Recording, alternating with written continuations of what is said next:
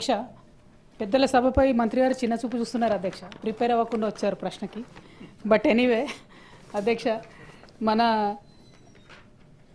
Suchitra to Kompally, Alwal to Shamirpet చాలా జనసాంద్రత కలిగినటువంటి ప్రదేశాలు అధ్యక్ష. దానివైపు మీరు డిపిఆర్ ప్రిపేర్ చేసి కేంద్ర ప్రభుత్వానికి పంపిస్తానంటున్నారు, అది సంతోషం. అయితే ఇక్కడ ఇంకొక ప్రశ్న ఉంది అధ్యక్ష. ఎయిర్పోర్ట్ వైపు కూడా రాయదుర్గం నుంచి ఎయిర్పోర్ట్ వైపు, శంషాబాద్ ఎయిర్పోర్ట్ వైపు గత ప్రభుత్వం 9 డిసెంబర్ 2022లో ఫౌండేషన్ స్టోన్ వేసింది అధ్యక్ష. అది వరల్డ్ క్లాస్ ప్రాజెక్ట్. 31 కిలోమీటర్స్ కేవలం 26 నిమిషాల్లో వెళ్ళేటట్టుగా ప్రయత్నం చేసినాం అధ్యక్ష. ఆల్మోస్ట్ 120 కిలోమీటర్ స్పీడ్తో మెట్రో వెళ్ళే విధంగా అన్ని రకాల టెక్నాలజీ సాయంతో చేసినటువంటి ప్రాజెక్టు. మరి దాన్ని కంప్లీట్గా మీరు పక్కకు పెట్టినారా ఈ ప్రభుత్వం, లేకపోతే ఏం జరుగుతుందన్నది ఒకటి అధ్యక్ష. ఇంకొకటి, మెట్రో రైలును ఫ్యూచర్ సిటీ వైపు విస్తరిస్తామని చెప్పి ఈ మధ్యనే ప్రభుత్వం ఒక ప్రకటన చేసింది అధ్యక్ష. ఇప్పటి వరకు మంత్రి గారు కూడా ఫ్యూచర్ సిటీ మీద డిస్కషన్ చేశారు కాబట్టి, అంటే అసలు జనసాంద్రత లేనటువంటి, అసలు ఎక్కడుందో తెలియనటువంటి ఫ్యూచర్ సిటీ వైపేమో మెట్రో రైలు పెడతామంటున్నారు. మరి ఎయిర్పోర్ట్ వైపు ఉన్నటువంటి మెట్రో రైలుని తీసేస్తే జనసాంద్రత ఉన్నటువంటి ప్రాంతాల్లో ఇబ్బంది పడేటటువంటి ఆస్కారం ఉంటుంది అనేటటువంటిది ఒకటి అధ్యక్ష. ఫ్యూచర్ సిటీ దాంట్లోనే ఎట్లాగో వారు మాట్లాడతారు కాబట్టి 56 గ్రామాలు మీరు కలిపాము, ఎఫ్సిడిఏ కార్పొరేషన్ పెట్టాము, అథారిటీ పెట్టామని చెప్తున్నారు కదా. ఈ 56 గ్రామాలలో ఎన్ఆర్ఈజిఎస్ పోతుంది అధ్యక్ష. ఎప్పుడైతే మనం స్పెషల్ అథారిటీలో వీళ్ళను గ్రామీణ ప్రాంతాలను తీసి మున్సిపాలిటీలలో అర్బన్ ఏరియాస్లో వేస్తే ఎన్ఆర్ఈజిఎస్ పోతుంది. మరి ఆ ఎన్ఆర్ఈజిఎస్ పోయేటటువంటి మహిళలకైనా పురుషులకైనా ఏదన్నా మీరు అర్బన్ ఎంప్లాయ్మెంట్ జనరేషన్ స్కీమ్ కానీ ఇంకేదన్నా ఇస్తున్నారా అని అడగదలుచుకున్నాను అధ్యక్ష. Honourable minister. అధ్యక్ష, it's not about preparation of the answer అధ్యక్ష. గౌరవ సభ్యులకు కూడా తెలియజేస్తూ ఉన్నాము. బికాజ్ పేపర్స్ కొద్దిగా మేనేజ్మెంట్ సరిగ్గా లేకపోవడంతో అది we have highest respect for the elders సభ అధ్యక్ష. ప్రిపరేషన్ నాన్ ప్రిపరేషన్కి సంబంధించిన అంశం విషయంలో definitely I take it in a wrong way, that is not right అధ్యక్ష. ఈరోజు మెట్రో రైల్ మేము ఇప్పుడే ప్రస్తావన చేశాం. ఏ విధంగా రాబోయే కాలంలో మెట్రో రైలుకు సంబంధించి ఏ ప్రయత్నాలు చేస్తూ ఉన్నామని. గత 10 సంవత్సరాల కాలహయంలో ఆనాడు మెట్రో రైల్ కారిడార్లకు సంబంధించి చాలా ప్రత్యేకమైన ప్రస్తావన లేకపోవటం కేంద్ర ప్రభుత్వం తరఫున, తదుపరి ఆ ప్రయత్నంలో గట్టి బలం లేకపోవటం వలన కొన్ని ఇబ్బందులు ఎదురైనాయి, కొద్ది ఆలస్యం కూడా అవుతోంది. మా ప్రభుత్వం ఏర్పాటైన తర్వాత ముఖ్యమంత్రి గారు మరి ఈ నాగోల్కు సంబంధించి ఇప్పుడే చెప్పాము అధ్యక్ష, నాగోల్కు సంబంధించి మెట్రో రైల్ ఫేజ్ 2A కింద 76.4 కిలోమీటర్లు నాగోల్ నుంచి international airport, Rajiv Gandhi international airport వరకు 36.8 కిలోమీటర్లు 11,226 కోట్ల రూపాయలతో. అదేవిధంగా రాయదుర్గ్ నుంచి కోకాపేట్ నియోపోలిస్ 11.6 కిలోమీటర్లకు సంబంధించి 4,318 కోట్ల రూపాయలతో. ఎంజీబీఎస్ స్టేషన్ నుంచి చంద్రాయనగుట్ట ఎప్పుడు కూడా అనుకోలే అధ్యక్ష, అక్కడి నుంచి ఒక మెట్రో రైలు వస్తుంది, రూపకల్పన చేయబడుతుంది అనే ఆలోచన ఎవరికి కూడా లేకుండే.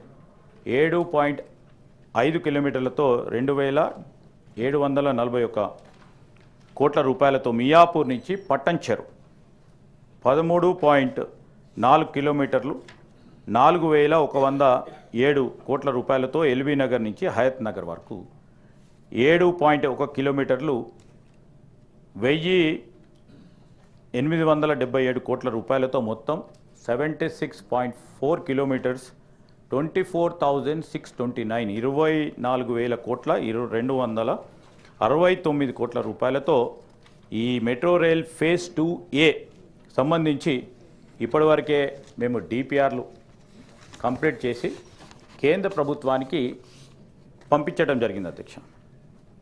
దాని క్రమంలోనే ఇంకా ముందస్తు చూపుతో మెట్రో రైల్ ఫేజ్ 2B కింద కూడా ఇప్పుడు గౌరవ సభ్యురాలు చెప్పిన అంశాలు కూడా దాంట్లో ముందుగానే ఆలోచన చేసి పెట్టడం జరిగింది అధ్యక్ష. ఈరోజు మనం విస్తీర్ణత జరుగుతూ ఉన్న ఈ హైదరాబాద్ పెరుగుతూ ఉన్న హైదరాబాద్ దాన్ని దృష్టిలో పెట్టుకొని కమ్యూటింగ్ ఈజీ కావాలని, ట్రావెల్ ఈజీ కావాలి, అనేక మందికి ఇబ్బంది పడకుండా ఉండదని మొత్తం ఔటర్ రింగ్ రోడ్ పరిధిలో ఉన్నంతవరకు మొత్తం మెట్రో రైలు రూపకల్పన చేయాలని ఒక ప్రతిపాదనతో పోతా ఉన్నాం. కేంద్ర ప్రభుత్వానికి సంబంధించిన మంత్రులతోని కూడా గౌరవ ముఖ్యమంత్రి రేవంత్ రెడ్డి గారు అనేక సందర్భాల్లో మాట్లాడి వారి సహకారాన్ని కోరటం కూడా జరిగింది అధ్యక్ష. మొన్న ఈ మధ్యలో కేంద్రం సంబంధించిన ప్రభుత్వ అధికారులు ఇక్కడికి వచ్చినప్పుడు వారితోనూ కూడా ఎందుకు కావాలి, ఈరోజు మనకు మెట్రో రైల్ ఫేజ్ 2A ఎందుకు కావాలి, ఫేజ్ 2B ఎందుకు కావాలి, తొందరగా ఫేజ్ 2A ప్రతిపాదనలు అయితే కేంద్ర ప్రభుత్వం దగ్గర ఉన్నాయో వెంటనే శాంక్షన్ చేయాలని కోరటం జరిగింది అధ్యక్ష. ఫేజ్ 2B కింద కూడా ఈ ప్రతిపాదనలు చేస్తూ ముందుకు నడుస్తూ ఉన్నాం అధ్యక్ష. మరి ఎయిర్పోర్ట్ ప్రాజెక్టుకు సంబంధించి రాయదుర్గు నుంచి ఎయిర్పోర్ట్ 31 కిలోమీటర్లకు సంబంధించి మొన్న ఈ మధ్యలో ఫౌండేషన్ స్టోన్ కూడా వేయటం జరిగింది అధ్యక్ష. ఆ సందర్భాన్ని పురస్కరించుకొని కూడా మరి వారు కూడా చూసి ఉంటారు. కానీ ఈరోజు రాయదుర్గు నుంచి ఎయిర్పోర్ట్కి సంబంధించిన ప్రతిపాదనలు కూడా తీసుకొని దానికి ఫౌండేషన్ స్టోన్ కూడా వేయటం జరిగింది అధ్యక్ష. ఒక పరంగా కేంద్ర ప్రభుత్వాన్ని మేము కోరుతా ఉన్నాం, వారు కూడా ముందుకు రావాలి, వారు కూడా సహకరించాలి. ఒకప్పుడు మెట్రో రైలు మొత్తం మన దేశంలోనే 2వ స్థానంలో ఉండే అధ్యక్ష. ఈరోజు ఇతర సిటీస్కి సంబంధించి మనకంటే ముందుగా ఈ 10 సంవత్సరాల కాలంలో ఏం చెప్తా ఉన్నాను అధ్యక్ష, 2వ ఫేజ్లో ఉన్న మరి మెట్రో రైల్ అంటే కిలోమీటర్స్ వైజ్ పరంగా కానీ కమ్యూటింగ్ పరంగా కానీ జనాలకు సంబంధించిన వారి ట్రావెల్కి సంబంధించిన 2nd ప్లేస్లో ఉంటే ఇప్పుడు 9th ప్లేస్కి వచ్చింది. అంటే మిగతా సిటీస్ అంతా కూడా వేగవంతంగా ఈరోజు మెట్రో రైల్ విస్తీర్ణత జరుపుతూ ముందుకు నడుపుతా ఉన్న సందర్భంలో మేము రాగానే మేము మళ్ళీ ఒకసారి మొదటి స్థానంలో ఉండాలనే ఒక ఆలోచన దృక్పథంతో కేంద్ర ప్రభుత్వాన్ని ఒక పక్షాన కోరుతూ కేంద్ర ప్రభుత్వం తప్పకుండా ఇవ్వాలని ఒక పరంగా డిమాండ్ చేస్తూ మేము మా ప్రతిపాదనలు ముందుకు పోయిస్తూ ఉన్నాం అధ్యక్ష. మెట్రో రైలుకు సంబంధించి కేవలం ఫ్యూచర్ సిటీకే సంబంధించే కాదు, ఈరోజు వారు చెప్పిన ఈ ఎయిర్పోర్ట్కు సంబంధించి కానీ ఇతర ప్రాంతాలు మొత్తం 4 డైరెక్షన్స్లో మెట్రో రైల్ సంబంధించిన ఫెసిలిటీ. అట్లానే బీఆర్ఎస్ పార్టీ నాయకులు గౌరవనీయులు కేసీఆర్ గారికి అన్నిటికన్నా ఎక్కువ నా మనసుకు చాలా దగ్గరైనటువంటి అంశం అధ్యక్ష. చాలా క్లోజ్గా బీసీ సంఘ నాయకులతోని, అన్నదమ్ములతోని, అక్క చెల్లెలతోని కలిసి పనిచేస్తున్నటువంటి వ్యక్తిగా ఈ బిల్లు ఈ అసెంబ్లీకి రావాలని చెప్పి పోరాటం చేసినటువంటి వ్యక్తిగా నాకు పర్సనల్గా ఇది చాలా సంతోషకరమైనటువంటి విషయం అధ్యక్ష. నిన్న అసెంబ్లీలో పాస్ అవ్వడం, ఇవాళ కౌన్సిల్కి రావడం. అయితే at the same time I want to express my displeasure అధ్యక్ష. అసెంబ్లీలో ఒక రోజంతా చర్చ పెట్టారు, వాస్తవానికి ఒక రోజు కూడా తక్కువనే. కౌన్సిల్లో ఇంకా డెప్త్గా చర్చ జరగాల్సినటువంటి సీరియస్ అంశం అధ్యక్ష. సరే, వాళ్ళు చెప్పినట్టు 46% మంది ఉన్నా కూడా ఈ 46% కోసం చాలా సీరియస్గా చర్చ జరగాలి. కనీసం ఒక రోజున్నర చర్చ జరగాలి అధ్యక్ష.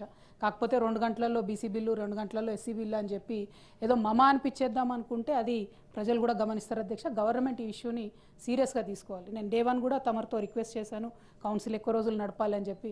ఎందుకంటే పెద్దల సభ అని పేరు కనడం, చర్చ దగ్గరకు వచ్చేటప్పటికి 2 నిమిషాలు మాట్లాడండి, 1 నిమిషం మాట్లాడండి అనడం మాత్రం ఈ ఇష్యూలో పర్టికులర్ బీసీసీ ఇష్యూస్లో ఇది తప్పు అధ్యక్ష. ఎక్కువసేపు చర్చ జరగాల్సినటువంటి అవసరం ఉన్నది. రెండవది అధ్యక్ష, మనం అవునన్నా కాదన్నా మన దేశంలో కులం అనేటటువంటిది ఒక వాస్తవం అధ్యక్ష. కులం పేరు మీద డిస్క్రిమినేషన్ జరగడం, కులం పేరు మీద అవమానాలు జరగడం అది గత చరిత్రలో జరుగుతూ వస్తుంది. అద్భుతమైన దేశం అధ్యక్ష భారతదేశం. కాకపోతే మన భారతదేశ సంస్కృతిలో ఉన్న ఒకే ఒక చీకటి కోణం కులం అధ్యక్ష. దాన్ని ఎవరం కాదనిలేం.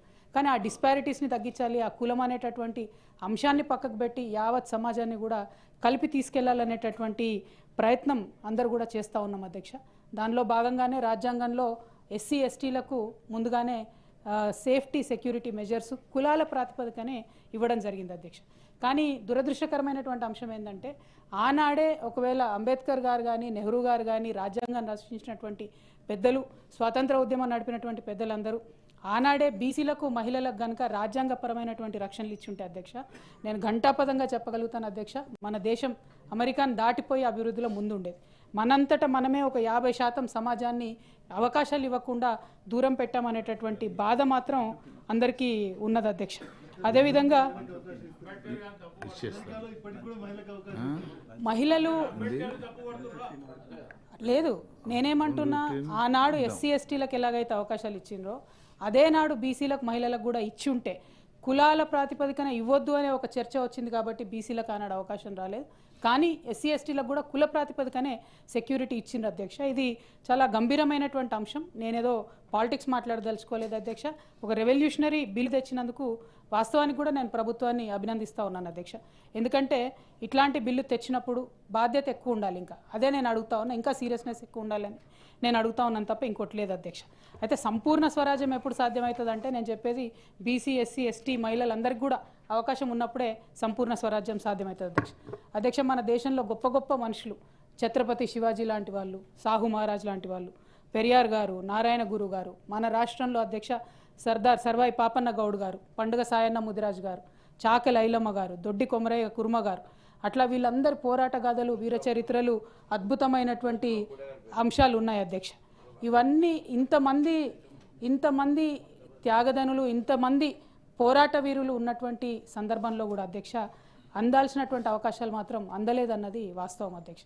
అది ఏ ఇండిసెస్ తీసుకోండి, ఇవాళ కేంద్ర ప్రభుత్వంలో ఉన్నటువంటి ఉద్యోగుల సంఖ్య తీసుకుంటే అధ్యక్ష మనకు రిజర్వేషన్ ఎప్పుడో వచ్చింది, కానీ ఇప్పటికి కూడా 23% బీసీలు కేంద్ర ప్రభుత్వ ఉద్యోగుల్లో దాటలేదు అధ్యక్ష. అదేవిధంగా మన యూపీఎస్సీలో జరిగేటటువంటి రిక్రూట్మెంట్లో కూడా వాస్తవానికి రిజర్వేషన్ 27% ఉంటుంది కానీ అధ్యక్ష అన్ఫార్చునేట్లీ 7 to 8% కూడా బీసీలు యూపీఎస్సీలో రాలేనటువంటి పరిస్థితి ఉంది అధ్యక్ష. మరి ఒకవేళ గ్లోబల్ ర్యాంకింగ్స్ చూసుకుంటే అధ్యక్ష 194 దేశాల జాబితాలో మన భారతదేశం 144వ స్థానంలో ఉంది అధ్యక్ష. అంటే తలసరి ఆదాయం విషయంలో. కానీ దేశ తలసరి ఆదాయం వర్సెస్ బీసీల తలసరి ఆదాయం చూసుకున్నట్లయితే అధ్యక్ష అసలు $2,500 పర్ హెడ్ మనది కంట్రీలో ఉంటే బీసీలకు ఉండేటటువంటి పర్ క్యాపిటల్ ఇన్కమ్ అధ్యక్ష $500 కూడా లేదు. అంటే అసమానతలు, ఇందాక అన్న ఏవిఎన్ రెడ్డి గారు అద్భుతంగా మాట్లాడారన్న, అసమానతలు మన దేశంలో ఎట్లా ఉన్నాయనేటటువంటి అంశం. మరి దీనికి కారణం ఎట్లా అధ్యక్ష? మన దేశంలో సంపదను చూసినట్టయితే 50% జనాభా ఉన్న బీసీల దగ్గర కేవలం 15% మాత్రమే సంపద ఉంది అధ్యక్ష. ఎందుకు వచ్చింది అసమానతలు అని అంటే డెఫినెట్గా ప్రపంచీకరణ జరిగింది అధ్యక్ష, పారిశ్రామికరణ జరిగింది, సాంకేతిక పురోభివృద్ధి జరిగింది. అయితే ఈ బీసీ అని కాన్సెప్ట్ మనం లూజ్గా వాడుతున్నాం, కానీ ఈ బీసీలలో భిన్న వృత్తుల సమాహారం ఉన్నటువంటి వ్యక్తులు ఉంటారు అధ్యక్ష.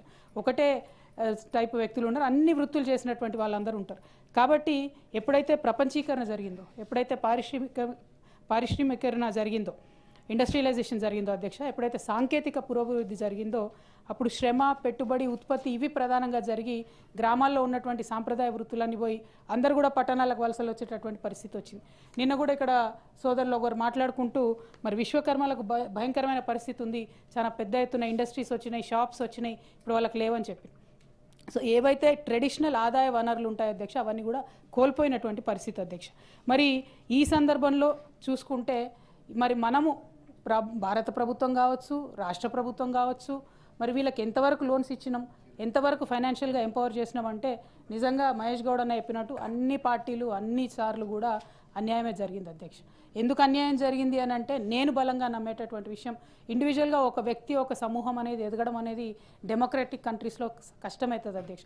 Until and unless constitutional protection ఉంటే తప్పితే అది సాధ్యం కాదు. బీసీలకు కాన్స్టిట్యూషనల్ ప్రొటెక్షన్ లేకపోవడం, మా మహిళలకు కాన్స్టిట్యూషనల్ ప్రొటెక్షన్ లేకపోవడం వల్లనే ఈ విస్మరణ అన్నది జరిగిందని చెప్పి నేను బలంగా నమ్ముతా ఉన్నాను అధ్యక్ష. మరి ఇవాళ జరగాల్సింది అదే, కాన్స్టిట్యూషనల్ ప్రొటెక్షన్ రావాలి అధ్యక్ష. ఎందుకంటే బాబాసాహెబ్ అంబేద్కర్ గారు ఒక మాట చెప్తారు అధ్యక్ష, ప్రజాస్వామ్యంలో రాజకీయ అధికారమే అన్ని సమస్యలకు పరిష్కారం అని చెప్తారు అధ్యక్ష. అది ఎవరికన్నా కావచ్చు, జిస్కి లాఠీ ఉస్కి బేస్ అంటారు అధ్యక్ష. ఎవరి దగ్గర అధికారం ఉంటే వాళ్ళ సమూహాలకు ఎక్కువ లాభం జరుగుతుంది, అందులో అనుమానం ఏం లేదు. కాబట్టి ఇప్పుడు తరుణం వచ్చింది అధ్యక్ష. ఇవాళ బీసీలందరూ కూడా ఒక మాట అడుగుతూ ఉన్నారు, మాకు ఆత్మగౌరవం కావాలి, మాకు అధికారం కావాలి, మాకు ఆర్థికంగా స్వతంత్రం కావాలి. ఈ 3 అంశాలను కూడా ముందుకు తీసుకొని అందరు కూడా పోరాటం చేస్తున్నారు అధ్యక్ష. మరి బీసీల యొక్క చాలా బాధాకరమైన పరిస్థితి, ఎస్సీల బాధాకరమైన పరిస్థితి, ఓవరాల్గా దేశంలో ఉన్న పేదరికాన్ని చూసి మా జగిత్యాల కవి అధ్యక్ష అలిశెట్టి ప్రభాకర్ అని ఒక మాట అంటాడంటే యాప్ట్గా సరిపోతుంది అనమాట ఈ అంశానికి. ఎన్ని భవనాలకు ఆభరణాలు తొడిగినా, హరిత విప్లవాలే కప్పినా, అస్థి పంజరమే భరితవని, అస్థి పంజరమే మన భరతావని, అర్థనాదమే వర్తమానం అని చెప్పి. ఎందుకంటే అధ్యక్ష బీసీలతో క్లోజ్గా పనిచేస్తున్నటువంటి వ్యక్తిగా నేను చూస్తే ఎస్సీ ఎస్టీల కన్నా దారుణమైనటువంటి పరిస్థితిలో ఉన్న కులాలు ఉన్నాయి అధ్యక్ష. వాళ్ళ గురించి మాట్లాడరు. ఎంబీసీ కులాలు ఒక 36 కులాలు ఉన్నాయి అధ్యక్ష. ఆ కులాల పేరు కూడా చాలా మటుకు మనం వినలేదు. ఎంత దుర్భరమైన పరిస్థితి అంటే క్రిటిసిజం కోసం కాదన్న, మేము బీసీ గురుకులాలు పెట్టినప్పుడు ఎంబీసీల కోసం ఒక 5% రిజర్వేషన్ పెట్టి, ఎందుకంటే వారి జీవన విధానం ఎట్లుంటుందంటే సంచార జాతుల పాపం జిల్లా నుంచి జిల్లా అక్కడి నుంచి ఇక్కడికి తిరుక్కుంటూ పోయి వాళ్ళు అన్నీ అమ్ముకుంటూ బతుకుతుంటారు, వాళ్ళతో పాటు పిల్లలు కూడా తిరుగుతుంటారు. అందుకని అప్పుడు ఏం చేసినామంటే గురుకులాలలో ఒక 5% ఎంబీసీలకు కోటా పెట్టినాం. మరి ఈ ప్రభుత్వం వచ్చినాక ఎవరు అడ్వైజ్ చేసిరో ఏందో ఆ కోటాను ఎత్తేసిరు అధ్యక్ష.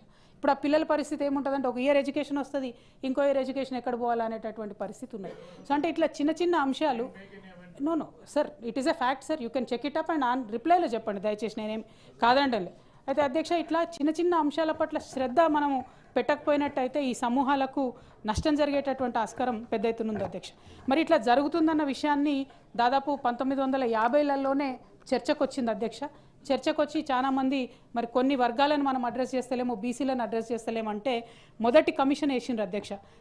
కాలేల్కర్ కమిటీ అనేటటువంటిది 1953లో వేసిండ్రు అధ్యక్ష. వేసిన తర్వాత రిపోర్ట్ వచ్చింది 1955లో, 2 సంవత్సరాల తర్వాత కాలేల్కర్ గారు బాగా కష్టపడి రిపోర్ట్ ఇచ్చిండ్రు. అందులో 2399 బీసీ కులాలు ఉన్నాయి, 837 మోస్ట్ బ్యాక్వర్డ్ కమ్యూనిటీస్ ఉన్నాయని చెప్పి వారు డీటెయిల్స్ ఇచ్చిండ్రు అధ్యక్ష.